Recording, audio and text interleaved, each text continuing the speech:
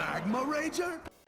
Good day, I'm Magma Rager Dex, and I play Warrior in Wild Hearthstone. Escape from Wild Hold releases in about a week, and I love Hogger so much. I want to squeeze and touch. First of all, yes, every single enabler from 100 Warrior is a legendary card, which means that you're gonna see no scope gorgers on turn 4 about like 2 or maybe 3 times as frequently as you did before. Tragic. But that's boring, and I don't want to play boring decks. A far more interesting thing you can do with KgGrcUGsesGlcIHAAA is you can now main deck 2 patches the Pirates. Quick dive into history. Pirate decks died partly because Party Fiend got reverted. And Pirate Warrior is now overturning the arms race, and now Pirate Warrior can main deck from like 8 to 12 Party Fiend openers. Now let's remember that Patches is a demon pirate, which means that if you open on mistake, you will have 3 tribes on board for 1 mana.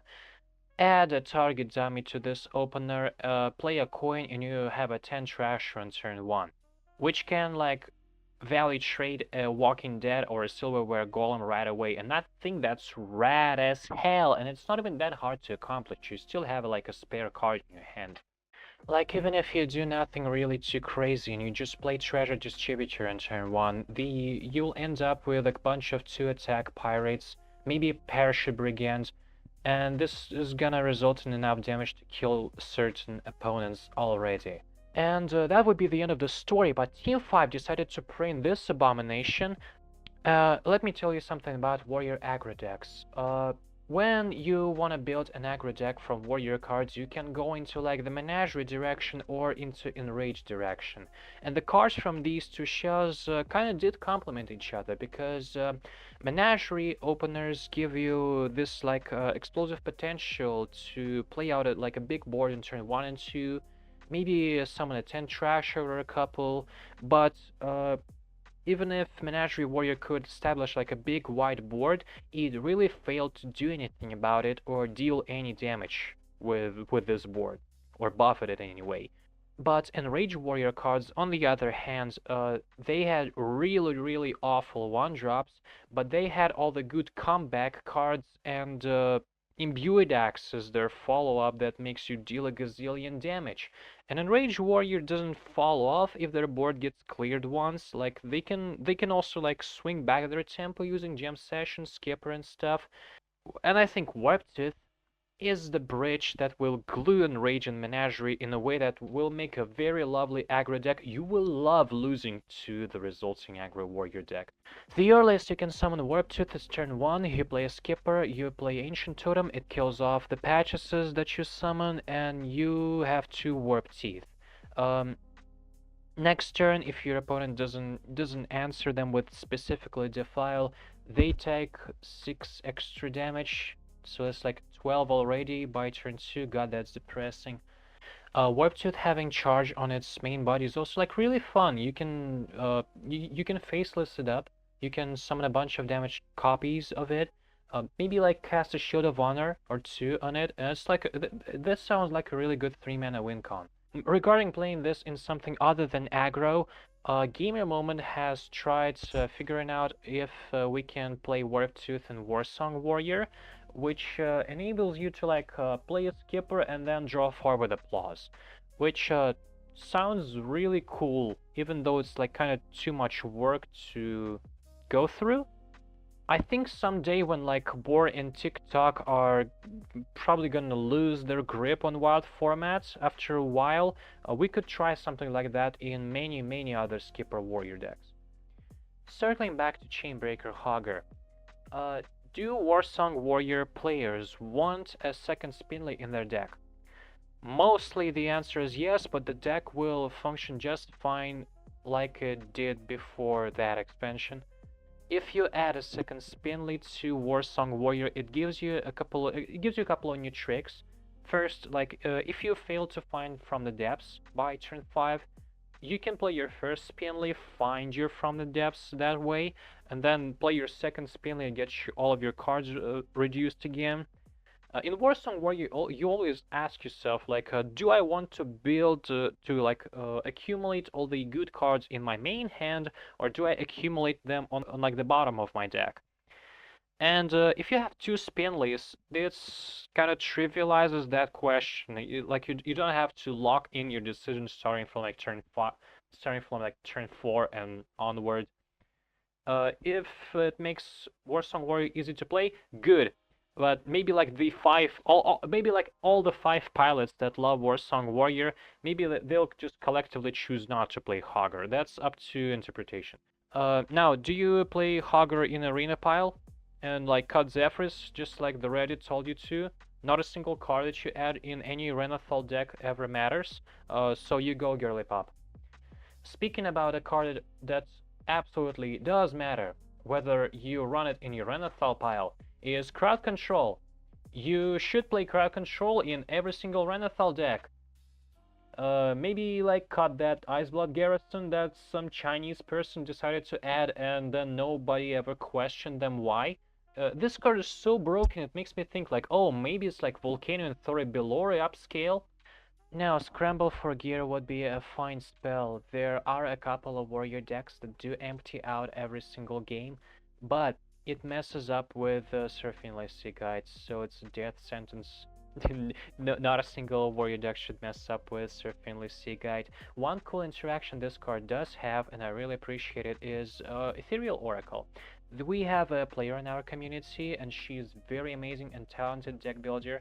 Her name is Randall, and she had really high success with whimsical OTK decks for Warrior that play Ethereal Oracle. They finish up on Blaze, on Galvangar. She also like tried playing Gauntlet in 100 Warrior Shell, and all of these decks use Ethereal Oracle.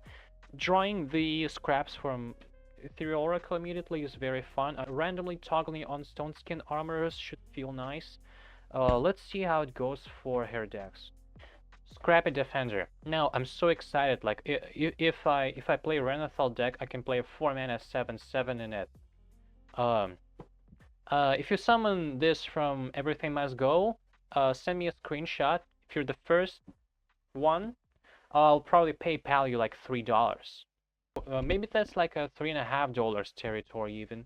Disguised Watchman. Oh, this card is just reveal season slop, bro. You only like the card because it's not in the game yet.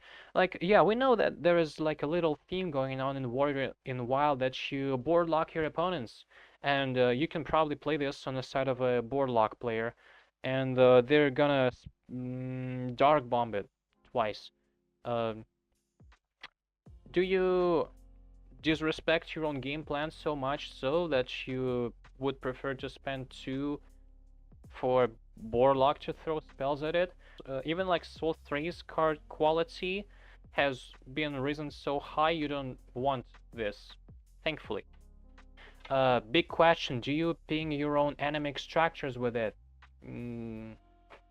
I don't know. No.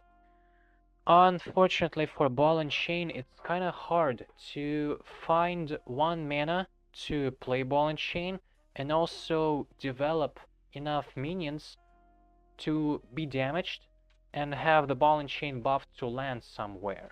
Like, for example, you play, on turn 1 you play a Pirate. Maybe it's even like Bloodsteel deckhand, so your ball and chain costs 0. You play it immediately on turn 1. Only if you like play Ominous Nightmares to kill off your Patcheses, and then you play another Ominous Nightmares to damage your Warp Teeth, then maybe like Ball and Chain can land on 2 minions.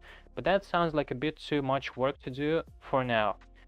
If, however, Bloodsteel deckhand ever goes back to 2 HP, then we're gonna be talking. I kind of think that Ball and Chain was intended to be broken by equipping another weapon. Like, if you override it with Imbued Axe, it feels so much nicer than swinging it twice. Release the Beasts. I think should have given the extra buff to Beasts instead. Like, legit, I've been waiting for Beast Warrior Tribal ever since 2019. Wouldn't you find it fun to give a bunch of stats to Encumber Pack Mule, a backstage bouncer? That would be like a lot more fun because from all the legendary minions that Warrior has access to, the only one reasonable to buff with this card is probably like Samuro Rampaging Hounds, mages have this card called Fire Sale, and mages don't need to forge it to make it cost 4, which is a bit sad. Why does Rampaging Hound force all enemy minions to attack it instead of just it attacking all the enemy minions? That way, maybe the Hound could have had like a minuscule chance at having synergy with some warrior cards. Some of them. Warden Maiev will make me revisit Basher Warrior. You play Maiev, you store a Basher, and will get an extra buff so it doesn't die. To maybe like Duke. Oh mate, Duke of Below exists. Fuck. Duke of Below is bad. Well, everyone still runs it. This is blackrock 100 Warrior, a bit more resilient to getting ratted and TikTok. This is the warsong warrior where you can spin twice, and this is Gamer Moments Applause warsong build. Now, Pirate Warrior is getting freaky. Like, there's a decent chance that you will find a game tomorrow, and this is the best deck in the format. Now, this is my beloved child, cute enrage warrior with 10 trashers. If you have any questions about the cards that I put in here, cut them.